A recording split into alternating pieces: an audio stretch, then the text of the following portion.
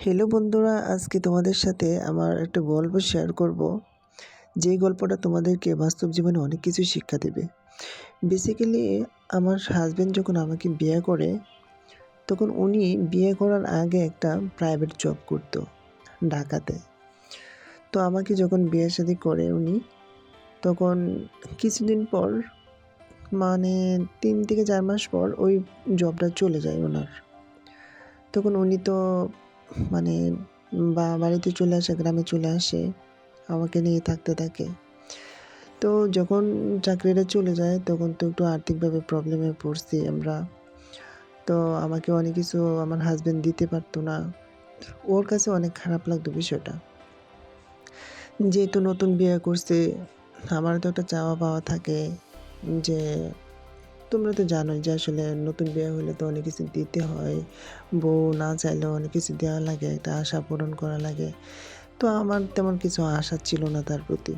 আমি তো জানি যে আসলে চাকরিটা চলে যাওয়াতে ও আসলে একটু কষ্টেই ছিল। এর পরবর্তীতে আমার হাসব্যান্ড চিন্তা করতেছে ও আবার রিক্সাও চালাতে পারে। তারপর হচ্ছে তোমার রাজমিস্ত্রির কাজ পারে।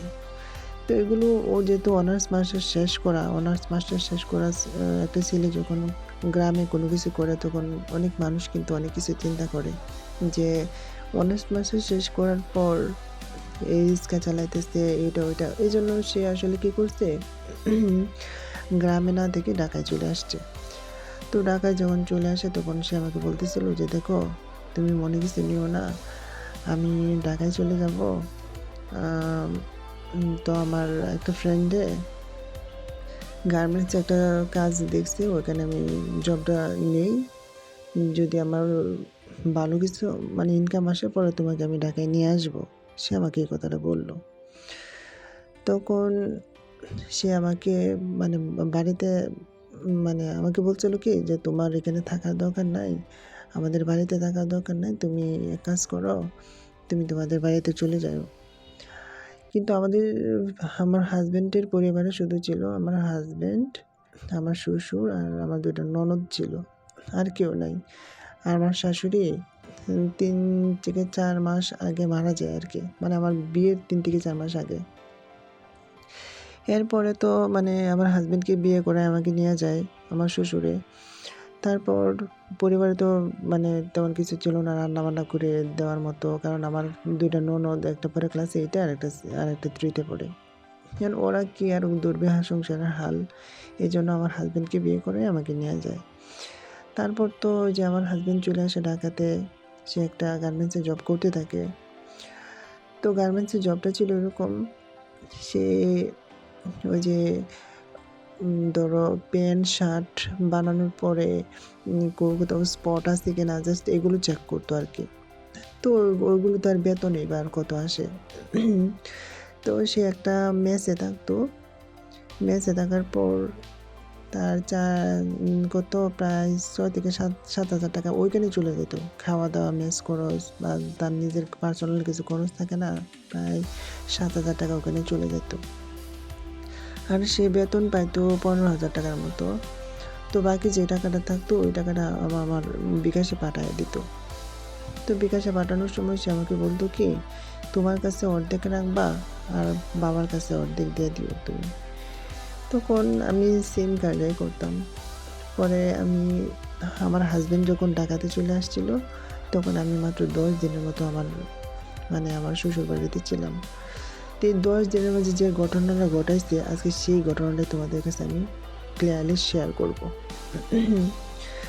তো আমার হাজব্যান্ড যখন চলে গেছে, ঢাকায় চলে আসছে, তখন ঢাকায় সে যখন চলে যায় তখন 2 দিন পর আমার শ্বশুর কী করছে, আমার হাজব্যান্ডের নামে একটা আইডি খুলছে ইমোতে। বিষয়টা তোমরা বুঝতেছো? আমার হাজব্যান্ডের নামে আইডি খুলছে, আমার হাজব্যান্ডের নাম, আমার হাজব্যান্ডের ছবি সব কিছু একটা আইডি খুলছে ইমোতে। তো আমি তো এটা জানি না। তো উনি কি করছে, মানে উনি আমাকে একটা মেসেজ দিছে হঠাৎ করে। আমার হাজব্যান্ড চলে যাওয়ার 2 দিন পরে আমাকে ইমোতে অ্যাড করে একটা মেসেজ দিছে। তো মেসেজ দিয়ে প্রথমে বলতেছে যে দেখো আমি যে কাজটা করতেছি ঢাকাতেও খুব কষ্ট হচ্ছে, আর আমি অনেক সময় আমি মোবাইলটা ব্যবহার করতে দেয় না, কারণ এখানে অনেক মানে কাজ করতে গেলে মোবাইল ব্যবহারটা তেমন একটা অ্যালাউ করে না। এই জন্য এটা আমার আর একটা ইমো, ওই ইমোতে শুধু কথা বলবো, আর এই ইমোতে শুধু তুমি ছবি পাঠাবা আর মেসেজ দেবা। আর আগের ইমোতে আমি যখন কথা বলবো তখন কথা বলবো, আর এই ইমোতে তুমি কী করবা, মানে তুমি শুধু জাস্ট মেসেজ দিবা আর ছবি পাঠাবা, আমি তোমাকে যেটা বলি সেটা করবা।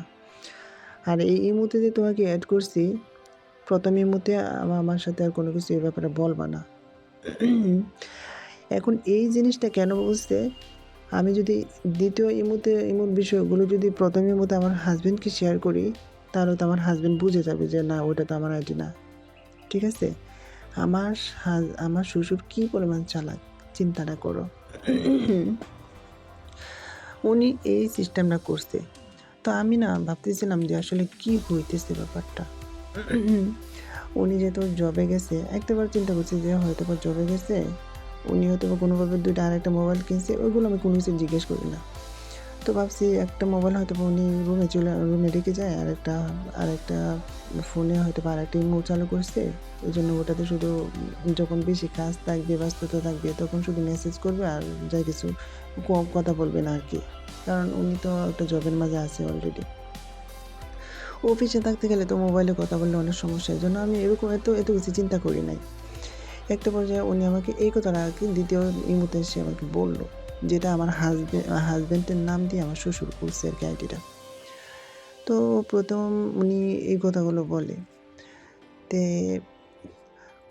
কয়েকদিন পর উনি 4 থেকে 5 দিন পরে হঠাৎ করে উনি আমাকে বলতেছে কি,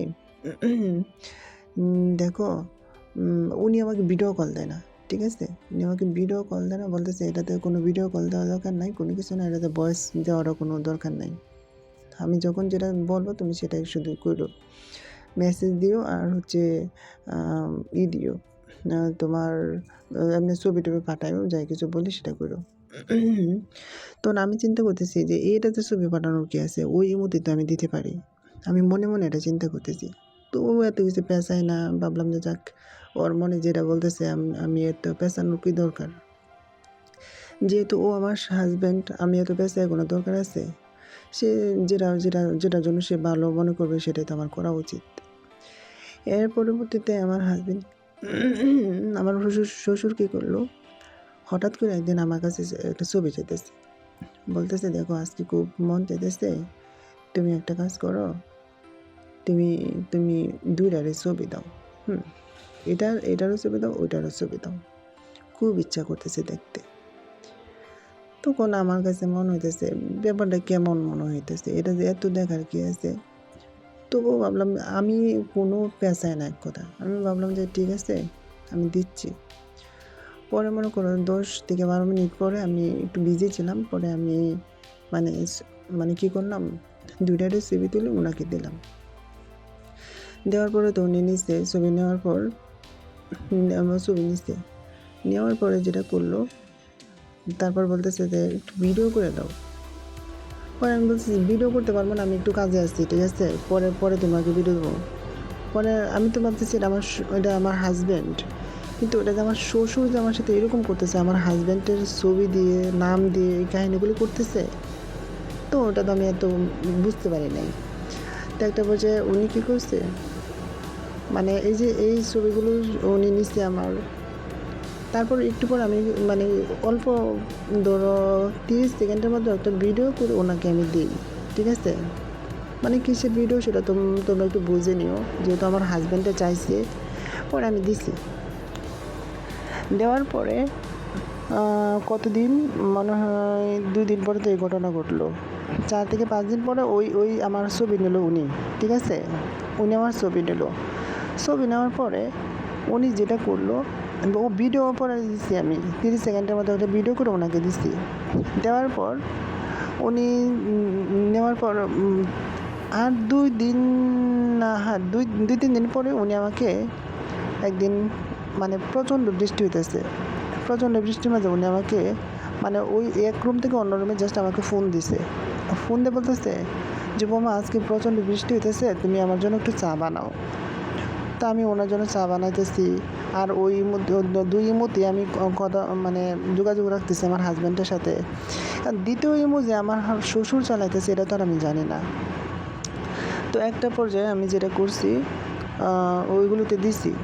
তো আমি ভাবলাম যে এরকম কাহিনী হইতেছে, তো এটা কীরকম, মানে আমার কাছে একটা পর্যায়ে আনইজি লাগতেছে যে চাকরিতে যতই থাকুক আমি না বিষয়গুলো একটু আস্তে আস্তে রিয়ালাইজ করতেছি, চিন্তা করতেছি যে আমার হাজব্যান্ড চাকরিতে যতই থাকুক না কেন, সে তো মানে একটাই মধ্যে সে আমাকে অনেক কিছু বলতে পারে, বা একটাই মধ্যে সে মেসেজ পাঠাতে পারে, ছবি দিতে পারে। তো মাঝে মাঝে চিন্তা করলাম যে না, ওই মোবাইলটা হয়তো বা যদি তার বন্ধু বান্ধবের কাছে অনেক সময় যেহেতু জব টব করে, অনেক সময় ধরো কাজের উদ্দেশ্যে তার একটা বন্ধু তার হাতে নিল, পরে গ্যালারিতে ঢুকে যদি অনেক কিছু দেখে, এই জন্য হয়তো বা সে আমাকে এই জিনিসটা বলছে। তো একটা পর্যায়ে সে এই কাহিনিগুলো তো হইতেই আছে।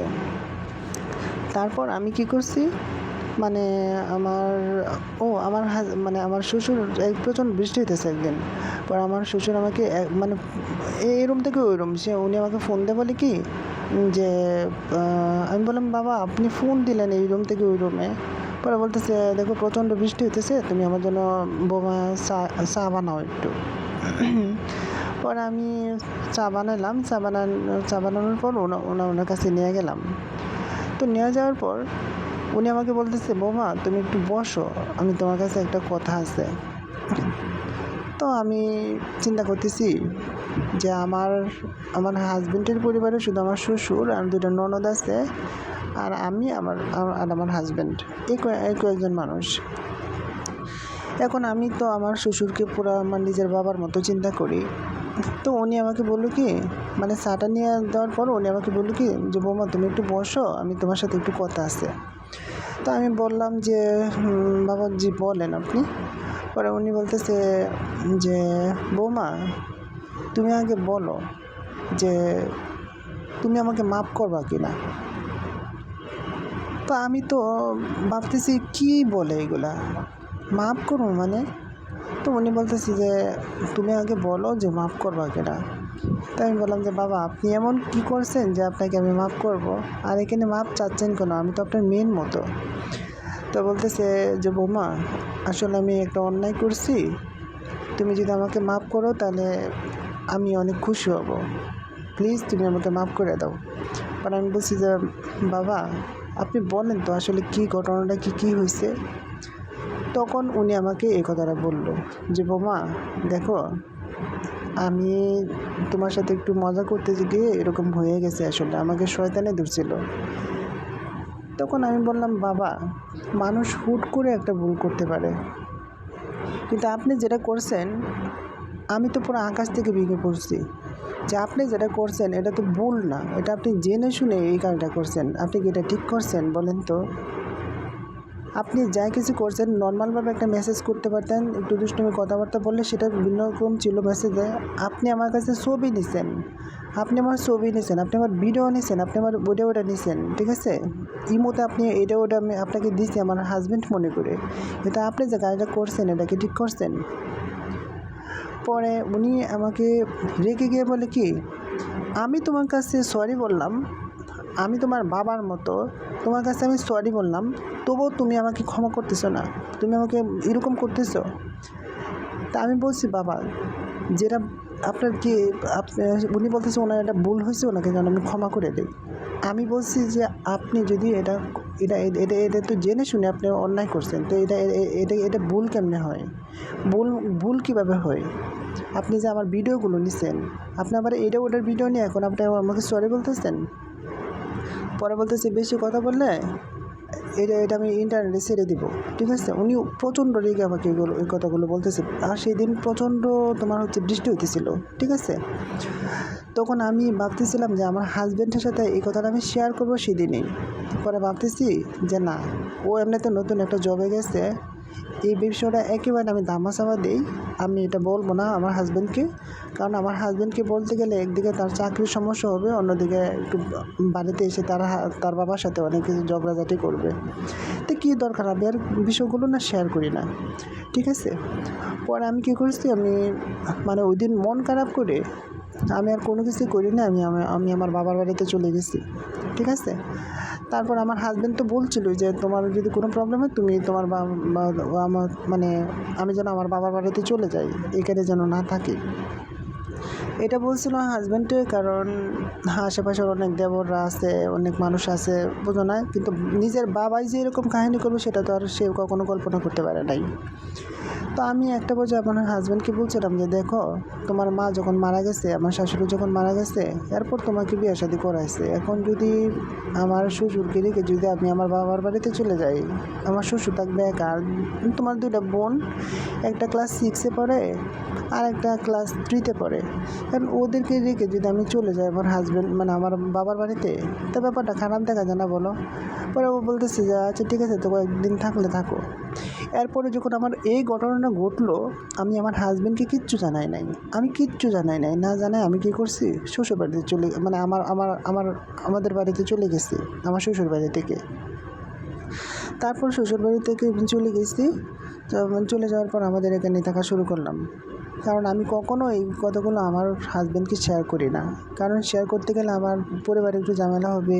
আর ওইদিকে মনে করো আমার হাজব্যান্ডটা চাকরি ছেড়ে আমার চলে আসতে পারে, ওর মন খারাপ হবে, আমার শ্বশুরকে অনেক কিছু বলবে। তো আমি ভাবছি কি, আমার শ্বশুর হয়তো বা আস্তে আস্তে একটু শুধরায় যাবে, এই সেই।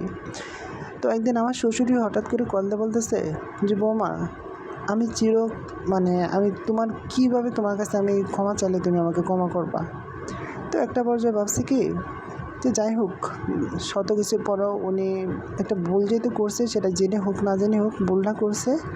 আচ্ছা যাক, শ্বশুর তো নিজের বাবার মতো, উনি যেহেতু এতবার বলছে, ঠিক আছে। পরে আমি এটা মেনে নিলাম, যাই হয়েছে। পরে আমি বলছি যে বাবা, আপনার কাছে যেগুলো গেছে এগুলো আপনি করছেন, এগুলো একটু ডিলিট করে দেন, ঠিক আছে। তাহলে আমি অনেক খুশি হব, এগুলো আর কখনো আপনার নিজের কাছে রাখবেন না। এইটা বলার পর উনি বলছে না বৌমা, আর কখনো এগুলো রাখবো না, তুমি চলে আসো, আর তোমার সাথে কখনো এরকম কিছু হবে না, ঠিক আছে। তারপর আমি কিছুদিন 15-16 দিন আমাদের বাড়িতে ছিলাম। আমাদের বাড়িতে থাকার পরে আমি আবার যাই তাদের এখানে, মানে আমার শ্বশুর বাড়িতে। যেহেতু ওনার বয়স হলো কত 55 বছর হবে এরকম। এরপর আমি ওনাদের বাড়িতে যাই, মানে আমার হাজব্যান্ডের বাড়িতে যাই। শ্বশুর বাড়িতে যাওয়ার পর আমি সন্ধ্যার সময় আমি রান্না শুরু করি। তো রান্না শুরু করার পর উনি ওনার ফোন আমার কাছে রেখে বলতেছে কি যে বৌমা, আমি ভাত রান্না করে দাও, তুমি কষ্ট করতে হবে না। আমি রান্না করতেছি, উনি এসে বলতেছে বৌমা দাও, আমি রান্না করি, তোমার কষ্ট করতে হবে না। আমি বলছি তা বাবা, আপনি জীবনে রান্না করছেন যে আপনি এখানে আসছেন? আপনি যান, আপনার রান্না করতে হবে না। পরে উনি বলতেছে, এটা বলে উনি আমার কাছে যেখানে রান্না করতেছে এখানে পাশে বসছে একটা চেয়ারের মাঝে। তো চেয়ারের মাঝে বসে উনি এমন করে লুঙ্গিকে একটু ঝাড়া দেয়, মনে হয় যেন বালি পড়ছে লুঙ্গির মাঝে, হ্যাঁ এরকম একটা ভাব। আর লুঙ্গি এরকম করে ঝাড়া দিতেছে, মনে হয় যে উঠানে কেউ ঝাড়ু দিতেছে, মনে হয় লুঙ্গি ঝাড়া দিতেছে, এরকম বালি সরানোর জন্য, এরকম একটা ভাব। তো আমি রান্না করতেছি, উনি এরকম করতেছে, এরকম করে। তখন আমার মনের ভিতরে এতই লাগতেছে। তো সরাসরি আমি যখন দেখতেছি ওনার মন মানসিকতা আবার সেম অন্যরকম, তখন বাধ্য হয়ে আমি আমার হাজব্যান্ডকে কল দিই। তো দেখতেছিলাম যে ওনার কাহিনিটা একটু অন্যরকম হইতেছে, তখন বাধ্য হয়ে আমি আমার হাজব্যান্ডকে কল দিই। কল দেওয়ার পর আমি বলছি যে দেখো, আসলে এরকম তুমি একটু বাড়িতে আসো। তো ওনার চাকরি 1 মাস 12-13 দিন এরকম হবে। তো উনি তো একটা গার্মেন্টসে জব করে, হঠাৎ করে তোমরা তো জানো যে গার্মেন্টসে হঠাৎ করে এভাবে চলে আসাটা কেমন যেন একটা তাদের রুল, তাদের তো একটা নিয়ম থাকে, তাই না? যার ইচ্ছা তারই তো হঠাৎ করে ছুটি দিতে পারে না। আর নতুন একটা কাজে ঢুকছে, তবুও আমি বাধ্য হয়ে তাকে আমি ফোন দিই। তারপর সে বাড়িতে ছুটি নিয়ে আসে 2 দিনের জন্য। তো আমি সেদিন রাতে আমি তাকে বিষয়গুলো একটু একটু করে শেয়ার করলাম। পরে সে কী করছে, তার বাবাকে একটা অক্ষরও কোনো কিছু বলে নাই, একটা অক্ষরও কোনো কিছু বলে নাই। কেন বলে নাই? কারণ এই কথাটা যদি সে তার বাবাকে বলে, তার সাথে সম্পর্ক নষ্ট হবে। তাছাড়া মনে করো যে আশেপাশে মানুষ জানবে, একটা কলঙ্ক তৈরি হবে। তো আমার হাজব্যান্ড কখনো এই বিষয়টা চায় নাই যে এই বিষয়টা সবার সামনে আসুক। তারপর আমার আমার যে 2টা ননদ ছিল, ওরা তো ছোটো ছোটো, একটা হলো ক্লাস 8-এ পড়ে, একটা ক্লাস 7-এ পড়ে, আর একটা 7 না 6-এ পড়তো, আর একটা ক্লাস 3-তে পড়ে। মনিরা ক্লাস 6-এ আর সাবিনা পড়ে ক্লাস 7-এ। তো ওরা দুজনে পিঠাপিঠি একদম কাছাকাছি বয়স, ঠিক আছে। এরপর তারা দুজন আমার শ্বশুর বাড়িতে থাকে। আমার হাজব্যান্ড বলে কি যে আজকে থেকে তুমি তোমার বাবার বাড়িতে চলে যাবা, যা কিছু প্রয়োজন হয় তোমাকে আমি সেখানেই দিব, আর এখানে আমি যতদিন না পর্যন্ত আসছি বাড়িতে, ততদিন পর্যন্ত তুমি আমাদের বাড়িতে আসবে না। তখন সেদিন থেকে আমার হাজব্যান্ড আমাকে আমাদের বাড়িতে পাঠিয়ে দেয়। তারপর আমার হাজব্যান্ড আবার ঢাকায় চলে আসে। ঢাকা চলে যাওয়ার পর তারপর সেখানে একটা মোটামুটি ভালো একটা জব পায়। জব পাওয়ার পরে এরপর থেকে আমার হাজব্যান্ড আমার শ্বশুরকে একটা টাকাও আর দেয় না, ঠিক আছে। একটা টাকাও আর দেয় না, না দিয়ে মনে করো আমাকে সবসময় টাকা দেয়। টাকা দেওয়ার পরেও আমি চিন্তা ভাবনা করতেছি, শত কিছু হলো তো তার তো জন্মদাতা, যাই কিছু ভুল ত্রুটি হোক, আমার 2টা ননদ তো আছে, তাদের তো পড়াশোনাটা একটু দেখতে হয়, তাই না? তো আমার হাজব্যান্ড রাগে কী করছে, পরিবারের টাকা দেওয়া একদম বন্ধ করে দিছে, পরিবারের টাকা দেওয়া বন্ধ করে দিছে। এরপর আমাকে ঢাকায় নিয়ে যায়। আমি অনেক বোঝায় শোনায় বলি যে যাই হোক, যাই কিছু হয়েছে অন্তত ওকে 2টা ননদ আছে, ওদেরকে পড়াশোনার জন্য কিছু টাকা দিও, আর শ্বশুরকে অল্প কিছু টাকা দিও। শত কিছু হলো তো তোমার বাবা, আস্তে আস্তে উনি শুধরায় যাবে না। তো যাই হোক, আমি এটাই বলতে চাই, হোয়াটসঅ্যাপে তোমাকে তোমার হাজব্যান্ডের নাম দিয়ে বা বিভিন্ন মানুষ অজান্তে তোমার পরিচিত কারোর নাম দিয়ে তোমাকে মেসেজ করতে পারে। জেনে না জেনে তুমি তাকে মেসেজ কখনো উত্তর দিও না। তোমাদের আগে শিওর হওয়া উচিত, আগে নিশ্চিত হওয়া উচিত যে মানুষটা কে, ঠিক আছে। তো ঘটনাটাই তোমাদের কাছে কেমন লাগছে, আশা করি এই বিষয়টা থেকে তোমরা অনেক কিছু জানতে পারবে, বুঝতে পারবে। আর আমার এই ঘটনা যদি ভালো লাগে, তোমাদের কাছে এই গল্পটা যদি ভালো লাগে, অবশ্যই লাইক, কমেন্ট, শেয়ার করে পাশে থেকো। এটাই ছিল আমার জীবনের একটা গল্প। তা ভালো থেকো সবাই। আসসালামু আলাইকুম।